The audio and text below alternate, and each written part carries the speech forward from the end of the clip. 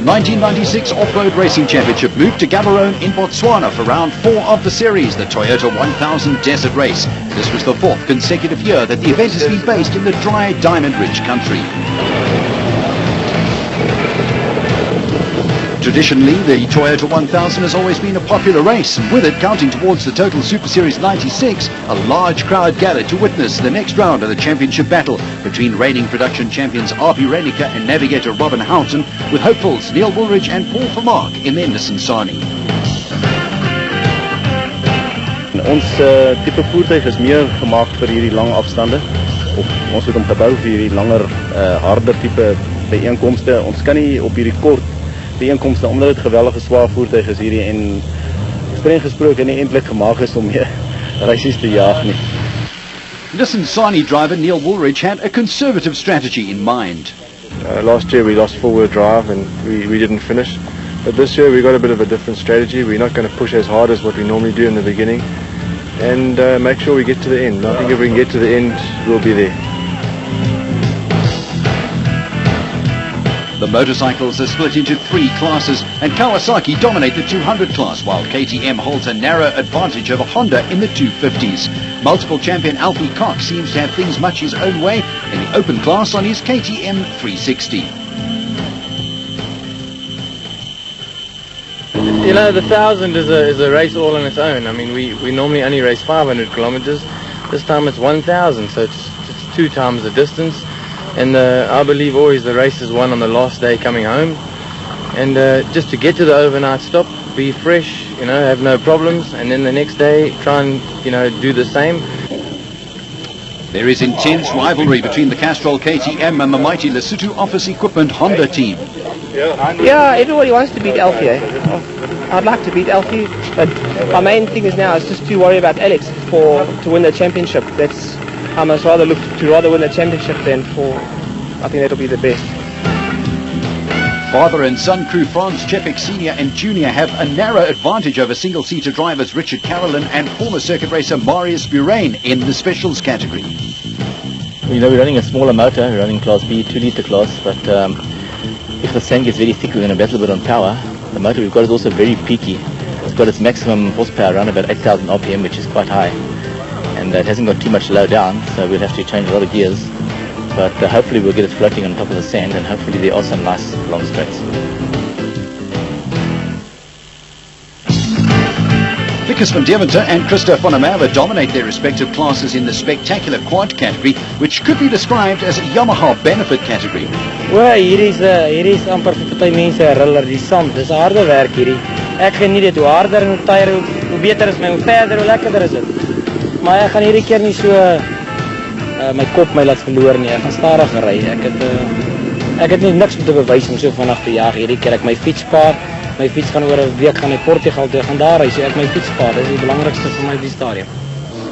There are 3 Breckel brothers who compete in off-road racing, Mark, Paul and Peter. We spoke to Paul about their hobby. It takes a hell of a lot of effort from us. I mean, preparing the bikes and that sort of thing, it's a lot of time consumed and money.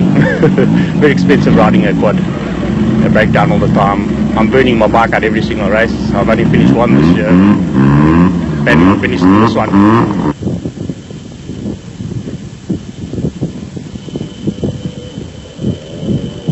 One of the first riders to tackle the 30-kilometer time trial which determined Friday's starting order was Billy Kutsia on his unusual Polaris, one of only 2 non-Yamahas in the field. Route marking proved to be confusing, and amongst those who lost a lot of time were Kevin Pereira and race favourite Van Deventer.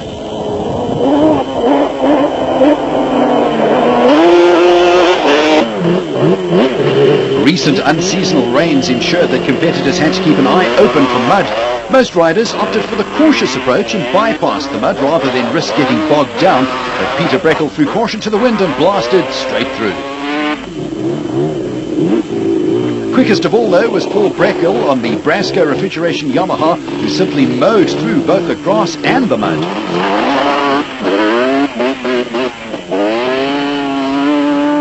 Christo van der Merwe also lost time by getting lost and was second to Shane Dreers in the 200cc class.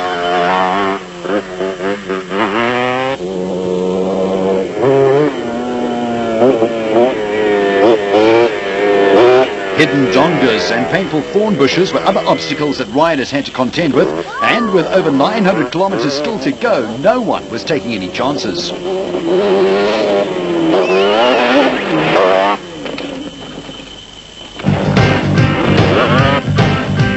It certainly was an unusual finishing order as the Breckle brothers found themselves filling the top 3 places ahead of Paul Martin's Honda, Adrian High and Van Deventer. With Errol Dalton back in the saddle after breaking his leg in a jet ski accident prior to the Barbaspan 500 race, the Lesotho Office Equipment Honda team was back up to its full strength of 5 riders and was hoping for a good result. Following Dalton on the time trial were 250 champion Graham McLaughlin, Alan Julian, Grant Bloomfield on their CR500s and Lance Trethewey on a 250.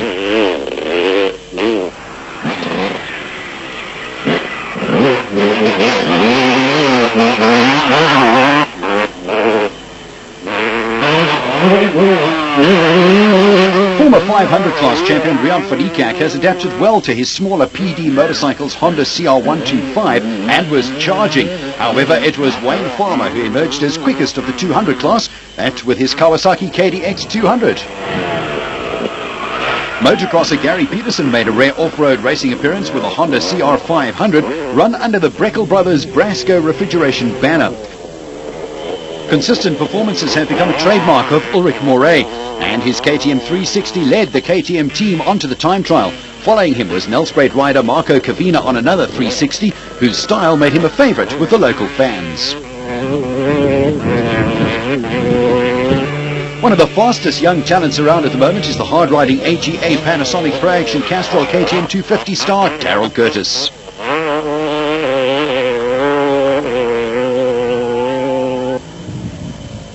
After a 2-year layoff from off-road competition, Willie Ireland teamed up with Mark Myron to share a most unusual bike.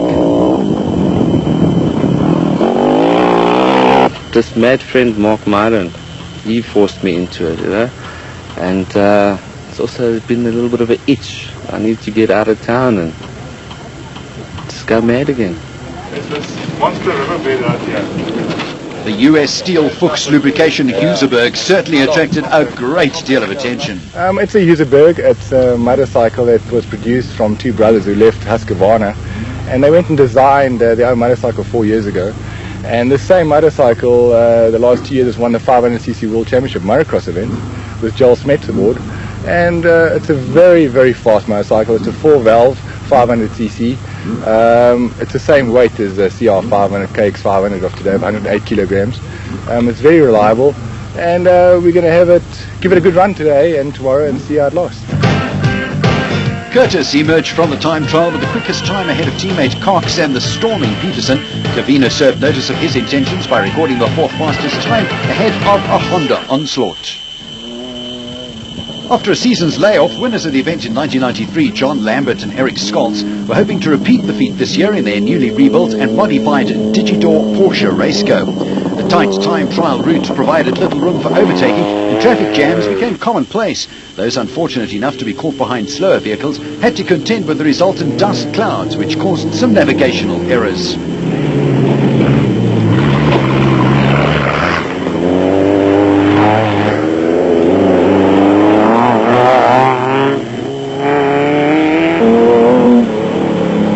Reigning special vehicle category champions Greg Harvey and Lionel Acton lost this event last year by a very small margin. They were hoping for a good starting position, but they fell foul of the route marking and lost a couple of minutes.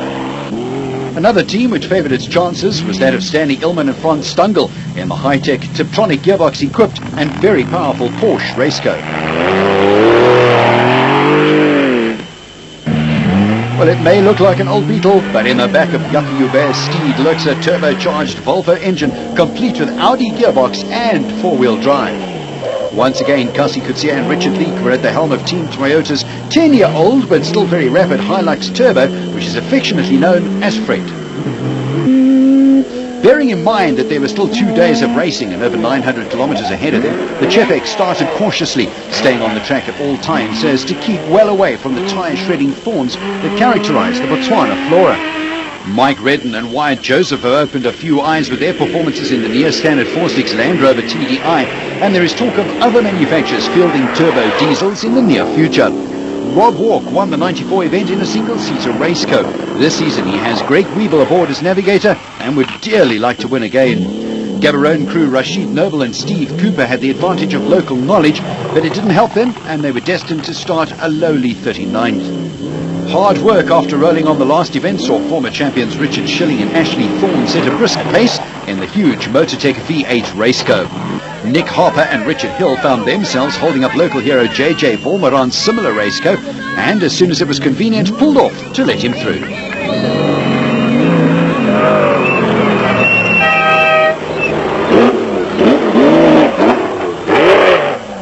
Courteous people, these off-roaders. After finishing off his new car in the early hours of the morning and then driving straight through to Botswana, Bucks Carolyn and navigator Kenny Scholtheimer immediately set about putting the automatic lubrication equipment Porsche race car through its paces.